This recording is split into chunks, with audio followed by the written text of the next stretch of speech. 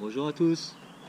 Aujourd'hui j'aimerais vous présenter une frame que j'ai depuis plus d'un an, qui a volé avec moi dans les Alpes, à la mer, en Bretagne, qui a goûté à tout, que ce soit les forêts, les rochers en granit, les parkings, le bitume, le béton.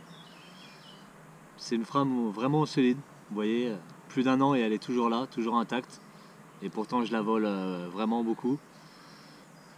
C'est une frame de chez Fanatec X-Frame, la Evo X. C'est une frame découpée, conçue en France, avec du carbone allemand.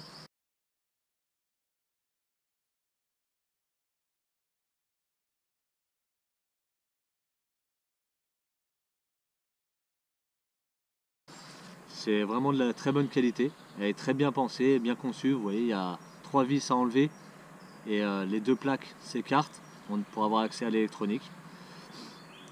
Elle est vraiment bien, facile de montage, pour l'entretien. C'est vraiment une bonne machine.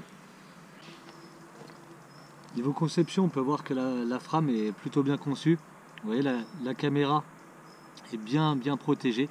Quand ça vient taper, ça vient taper ici ou devant. L'objectif n'a rien. J'ai tapé plusieurs fois. Je sais pas si vous pouvez voir, mais je me suis pris un poteau de canon à neige. C'est toujours là. Le carbone a bouffé un petit peu, mais la caméra, elle a rien eu.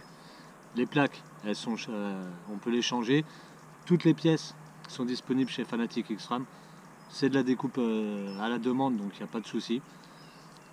Au niveau de l'antenne, on peut voir la petite plaque qui supporte l'antenne SMA ou n'importe, hein.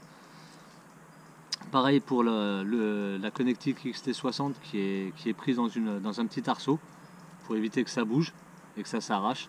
Donc ça protège bien l'électronique, c'est pratique. Vraiment bien pensé. Niveau poids, c'est pas une machine relativement légère, car elle fait 98 grammes. Mais bon, c'est une frame de freestyle. Vous voyez, l'hypo en dessous. Elle est adaptée pour pouvoir recevoir une GoPro directement sur le pod, directement inclinée. Pas besoin d'avoir une impression inclinée. La config qui est montée dessus, étant donné que c'est un châssis qui est plutôt lourd, j'ai monté des Raceflight en 2308 2600 kV, donc des moteurs qui poussent plutôt bien, avec des ESC T-Motor en F45. Donc c'est pareil, ça suit bien. Il faut des bonnes batteries derrière pour envoyer, mais bon, ça c'est comme pour tout.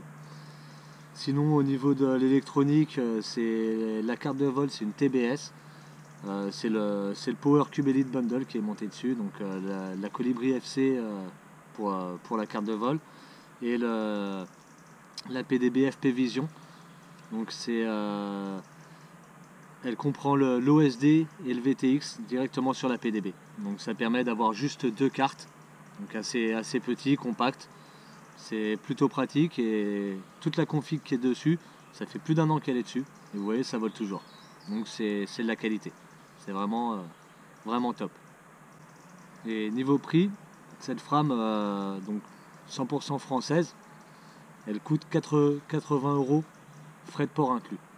Donc je trouve que c'est un prix vraiment raisonnable pour une frame française, très solide, vraiment costaud, hein.